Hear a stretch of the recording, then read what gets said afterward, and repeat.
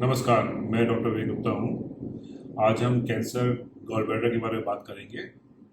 आमतौर पे gall bladder में पथरी या गॉल ब्लैडर स्टोन के बारे में सब लोग जानते हैं। यह बीमारी में मरीज को पेट में दर्द, उल्टी, बुखार जैसी शिकायत हो सकती है तथा इससे पेट में दाहिने हिस्से में एकदम से दर्द होता है तथा अल्ट्रासाउंड में स्टोन का मालूम पड़ता है। यह एक सिंपल बीमारी है, इसका ऑपरेशन भी रिलेटिवली सिंपल है। इसको जनरली दूरबीन के द्वारा आजकल गॉल ब्लैडर निकाल दिया जाता है। पर हम जिस बीमारी के बारे में बात कर रहे हैं वो एक गंभीर बीमारी है। गॉल ब्लैडर जो है वो एक पाउच नुमा ऑर्गन होता है जो लिवर से चिपका हुआ रहता है तथा कुछ कंडीशन में इसमें कैंसर भी बन जाता है या गांठ बन जाती है, उसे गॉल ब्लैडर कैंसर बोलते हैं। तो गॉल ब्लैडर कैंसर हालांकि कॉमन बीमारी नहीं है, लेकिन यह भारतवर्ष में जो गैंगेटिक बेल्ट है, जो तराई रीजन है, उसमें बहुत मात्रा में देखा जाता है। तो दुनिया में कुछ ही देश हैं जहाँ पे कि गॉल ब्लैडर कैंसर की के पेशेंट बहुत ज़्यादा हैं, जैसे कि बोलिविया, चिली, नेपाल, थाईलैंड। इसके अलावा जो मैंने बताया गैंगेटिक बेल्ट या तराई रीजन में बहुत से पेशेंट हम देखते हैं जो कि गॉल ब्लैडर कैंसर लेके आते हैं। इसमें प्रॉब्लम की बात यह है कि कई बार हम जो पेशेंट देखते हैं वो थोड़े एडवांस स्टेज में आते हैं और वो कैंसर का फैलाव ऑलरेडी हो चुका होता है। उस कंडीशन में इसका ट्रीटमेंट करना मुश्किल होता है। गॉल ब्लैडर कैंसर कैसे कैसे प्रेजेंट करता है, क्या सिम्टम होते हैं? तो इसके सिम्टम हो सकते हैं कि पेट में भारीपन रह रहा है, पेट में अजीब सा दर्द हो रहा है, या फिर बुखार हो रहा है, पीलिया हो रहा है, उल्टी हो रही है, वेट लॉस हो रहा है।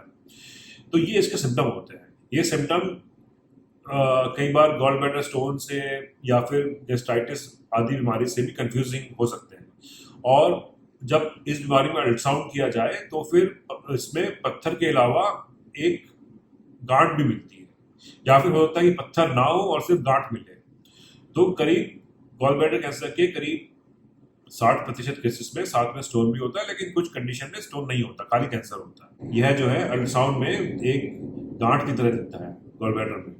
उसको डॉक्टर सूजन भी बोल सकते हैं, या फिर कई बार कंफ्यूज हो सकते हैं कि कहीं ये सूजन पत्थरों की वजह से तो नहीं है। और एडवांस केसेस में जब गांठ बड़ी हो जाती है तो गांठ लिवर में जाती जाती साफ साफ दिखती है। तो कभी भी ऐसे सिम्टम हो और अल्ट्रासाउंड करने के बाद ऐसा शक मालूम पड़े कि गॉल ब्लैडर में गांठ हो गई है, तो ऐसे कंडीशन में बिना वेट किए, बिना देरी किए तुरंत किसी स्पेशलिस्ट को दिखाना चाहिए। वो स्पेशलिस्ट कोई गैस्ट्रो सर्जन या लिवर स्पेशलिस्ट या कैंसर स्पेशलिस्ट हो सकता है। गॉल ब्लैडर कैंसर केस में जो पहली जांच की जाती है वो जनरली सीटी स्कैन की जाती है। वो सीटी स्कैन भी कॉन्ट्रास्ट इनहांस सीटी स्कैन होता है, जिसमें सीटी स्कैन करते समय नसों से दवाई भी दी जाती है। यह सीटी स्कैन करने से मालूम पड़ता है कि गांठ कितनी बड़ी है, गांठ क्या लिवर में फैली हुई है, गांठ क्या गॉल ब्लैडर लिवर के अलावा और कहीं फैली हुई है। यह गांठ आंतों को भी दबा सकती है, स्टमक या ड्यूोडेनम को पे प्रेशर डाल सकती है, जिसकी वजह से मरीज को उल्टियां भी हो सकती हैं। तो यह सब सीटी स्कैन में देखा जाता है। गांठ के फैलाव के अलावा एक और चीज देखी जाती है कि इसमें लिम्फ नोड इन्वॉल्वमेंट कितना है। लिम्फ नोड जो है वो ग्लैंड होते हैं, जैसे कि कभी किसी को टॉन्सिल हो जाए तो यहाँ गले के पास सूजन हो जाती है, तो वो जो है लिम्फ नोड जो है भर जाता है। टॉन्सिल भी एक तरह का लिम्फ नोड ही है। तो ये जो लिम्फ नोड है ये कभी कभी इन्फेक्शन से भर जाते हैं, पर ये कैंसर से भी भर जाते हैं। इसमें लिम्फेटिक फ्लूइड नाम का द्रव्य होता है जो कि पूरी बॉडी की कोशिकाओं में जो है उसका स्राव होता रहता है। तो कैंसर जो है वो 3 तरह से फैलता है। एक तो वो डायरेक्ट जो ऑर्गन उसके निकट है उसमें फैल जाता है, दूसरा वो लिम्फ नोड लिम्फेटिक फ्लूइड के थ्रू लिम्फ नोड में फैलता है, और तीसरा वो ब्लड स्ट्रीम के थ्रू किसी और ऑर्गन में भी जा सकता है। जैसे कि गॉल ब्लैडर कैंसर अगर रक्त स्ट्रीम में चला जाए, ब्लड में चला जाए, तो वो लंग्स में, बोन्स में भी फैल सकता है। उसको रूल आउट करने के लिए कई बार डॉक्टर पेट स्कैन की एडवाइस देते हैं।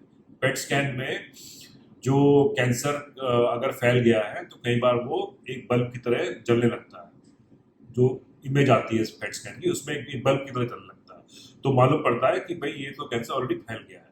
तो उस कंडीशन में फिर वो बीमारी एक तरह से लाइलाज हो जाती है। उसमें ऑपरेशन की संभावना नहीं रहती, उसमें पेशेंट को कीमोथेरेपी वगैरह दी जा सकती है, और एक पैलेटिव केयर दी जाती है, या टेंडर लेवल केयर जिसे बोलते हैं वो दी जा सकती है। तो इसमें गांठ के अलावा लिम्फेटिक स्प्रेड भी देखते हैं। ये देखते हैं कि गॉल ब्लैडर के पास जो लिम्फ नोड है, जो इसके जो लिम्फेटिक फ्लूइड है वो ज़्यादातर पेनक्रियास और जो पेट की जो बड़ी खून नलियाँ होती हैं जिसको एओर्टा बोलते हैं उसकी तरफ जाता है। तो अगर लिम्फ नोड स्प्रेड ज़्यादा हो गया है और अगर एओर्टा की तरफ भी लिम्फ नोड स्प्रेड ज़्यादा हो गया है, लिम्फ नोड बड़े दिखाई दे रहे हैं, तो ऐसे केस में ऑपरेशन हो तो सकता है, लेकिन ऑपरेशन के बाद सक्सेस की संभावना कम रहती है। स्पेशली अगर लिम्फ नोड वो एओर्टा जो खून की जो मोटी धमनियां है वहां चला गया, उनके आसपास चला गया, तो सीटी स्कैन व पेट स्कैन के द्वारा यह निर्धारित किया जाता है कि क्या वो कैंसर ऑपरेबल है और कैंसर की स्टेज क्या है। तो जो 4th स्टेज कैंसर है, इसका मतलब कि ऑलमोस्ट वो खून के द्वारा और अंगों में फैल चुका है, और या स्टेज 3 जो एडवांस स्टेज है उसमें वो ऑर्गन लिम्फ नोड में भी आ चुका है, और स्टेज 2 में ऑर्गन जो है वो लिमिटेड, जो कैंसर है, जो स्टेज 2 में जो कैंसर है वो लिमिटेड है। यह सब जानकारी लेने के बाद चिकित्सक उसका प्लान बनाते हैं ट्रीटमेंट का।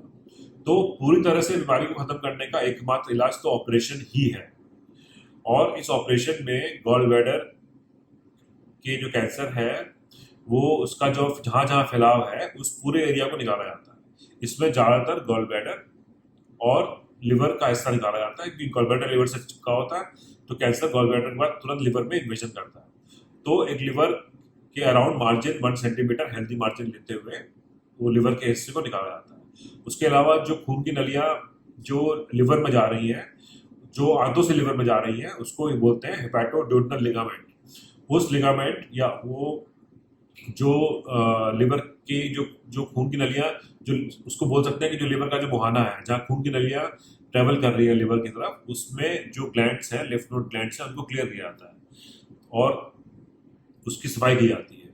तो इस प्रोसीजर को बोलते हैं हम लोग एक तरह से, इस प्रोसीजर को बोलते हैं एक्सटेंडेड कोलिस्टेक्टमी। कोलिस्टेक्टमी मतलब नॉर्मल गॉल ब्लैडर निकालना, और एक्सटेंडेड मतलब गॉल ब्लैडर के अलावा उसके अराउंड जो एक्सटेंशन हो रहा है कैंसर को, उसको सफाई करना।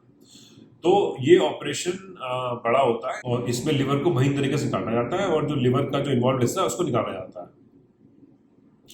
कई बार खून की नलियों के आसपास चिपका होता है, तो उसमें खून की नलियों से सावधानी पूर्वक कैंसर को हटाया जाता है, और इसमें खून की नलियों को भी करेक्ट रिपेयर करने की जरूरत पड़ सकती है। ऑपरेशन ये मेजर होता है, ऑपरेशन करीब 4 से 5 घंटे का ऑपरेशन होता है, और ये जनरल एनेस्थीसिया में ऑपरेशन होता है। इसके रिकवरी में पेशेंट को 5 से 7 दिन लगते हैं। तो इस ऑपरेशन में 0% रिस्क तो नहीं बोल सकते, थोड़ा रिस्क ऑपरेशन में रहता है, पर वो उसकी जो कॉम्प्लिकेशन रेट है वो अच्छे सेंटर में 4-5% से कम रहना चाहिए, और जो मृत्यु का दर है वो भी ऑपरेशन के समय 1-2% से कम रहना चाहिए।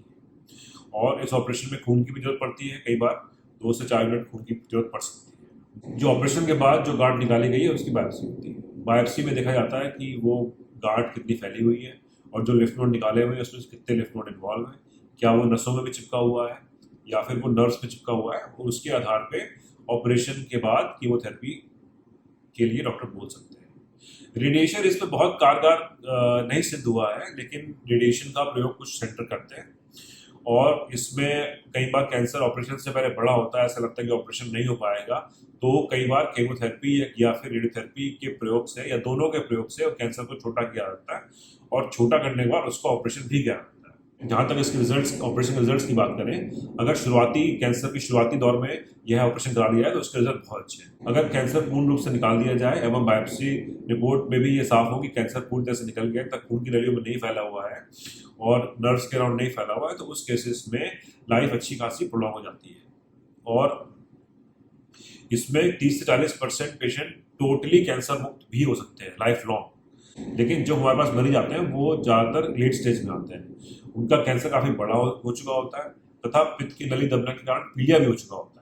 तो पित्त की नली दब भी सकती है, पित्त की नली कैंसर में इन्वॉल्व भी हो सकती है। तो कई बार ऑपरेशन से पहले पीलिया कम करने के लिए या तो एंडोस्कोपी द्वारा या फिर परक्यूटेनियस टेक्निक से नली डालनी पड़ सकती है, ताकि पीलिया, ऑपरेशन से पहले पीलिया कम करना पड़ता है, पीलिया कम कर सके। कई बार ऐसे पेशेंट में पित्त की नली दब जाने से पित्त का जो बहाव है वो सही तरीके से नहीं होता, उसमें मरीज को बुखार आ जाता है। उस केस में भी नली डालने की जरूरत पड़ सकती है, ताकि पित्त के बहाव को ऑपरेशन से पहले सही तरीके से बहाया जा सके।